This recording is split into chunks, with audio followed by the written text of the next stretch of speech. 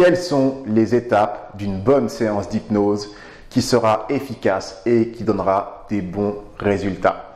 C'est ce qu'on va parler dans quelques instants. Avant toute chose, pour ceux qui ne me connaissent pas, je me présente. Je suis Jordan Mézance, le créateur de la chaîne Libre Hypnose et praticien en hypnose européenne sur Tremblay en France. Je reçois les gens ici dans mon cabinet pour les aider à lever les blocages mentaux qui les empêchent d'atteindre leur objectif. Aujourd'hui, je vais répondre à la question qui est donc quelles sont les étapes importantes par lesquelles passer pour pouvoir avoir des séances d'hypnose efficaces et qui apporteront des bons résultats. Mais avant ça, je vous invite à dès maintenant vous abonner à ma chaîne parce que je publie assez régulièrement du contenu et puis comme ça, vous ne manquerez pas mes prochaines vidéos.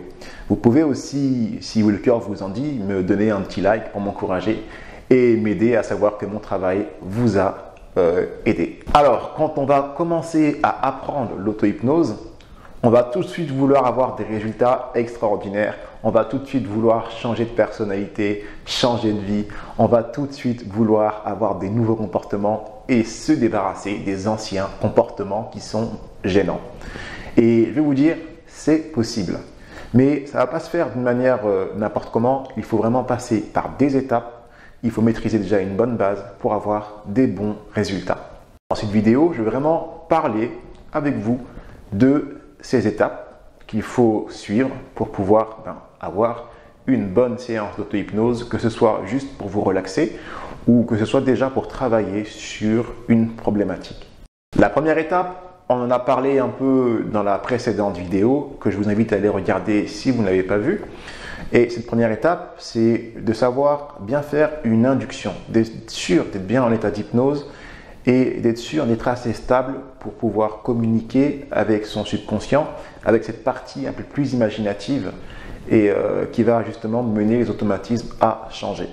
Si on n'est pas bien rentré en état d'hypnose, eh bien, on ne pourra pas bien communiquer avec le subconscient de façon efficace et tout simplement, ça ne sera pas une bonne séance pour nous.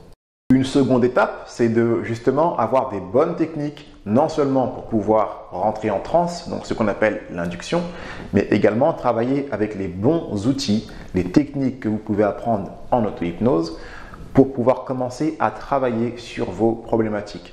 Donc j'entends par là bien sûr l'autosuggestion, la visualisation, mais également tout un panel technique qu'on peut apprendre avec un professeur qui va justement permettre de communiquer plus efficacement avec le subconscient. Ça, c'est la deuxième étape. Donc, on récapitule un petit peu jusqu'à là. Savoir se mettre en transe et avoir les bons outils. On passe à la troisième étape tout de suite.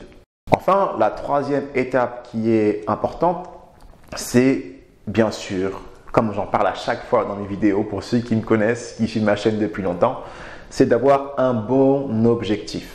D'accord? Si vous n'avez pas d'objectif, votre séance ne sert à rien. Alors, si votre objectif c'est de vous relaxer, ça sera très bien. Vous faites une séance d'hypnose, vous vous mettez en état de transe, vous vous relaxez, vous vous détendez, très bien, c'est parfait.